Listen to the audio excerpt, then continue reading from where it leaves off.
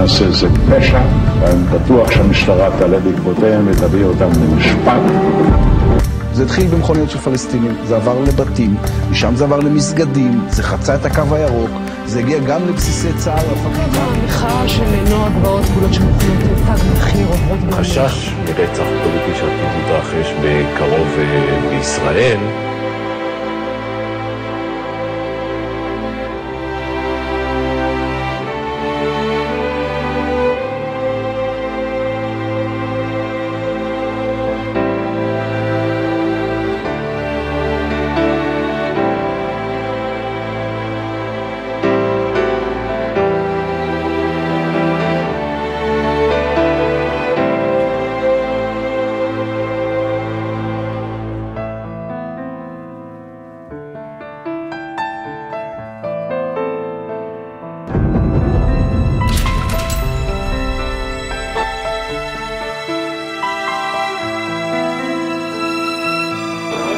כאן, במרחק של 5 דקות הליכה, פגעו אנשי תג מחיר בביתה של פעילת שלום.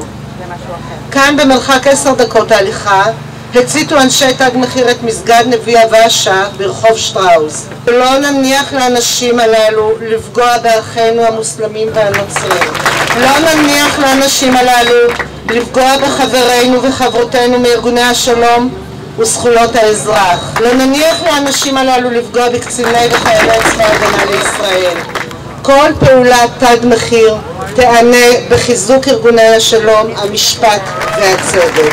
העם היהודי הכריע כבית הלל, וצריך לסגור את הפרצה המסוכנת הזאת של שנאה ופילוג וטרור, כי זה מסכן את כולנו.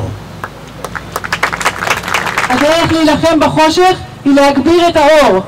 אם בחברה שלנו הפשעים הלאומניים הופכים להיתר, אנחנו חייבים להגביר את האור. אנחנו חייבים לקום ולצאת לרחוב, להצטרף לאחרים ולומר בקול רם וצלול, אין היתר לפשעים לאומניים. במדנה ראשון לחנוכה עד השמיני אנחנו נתעצם ונתעצם.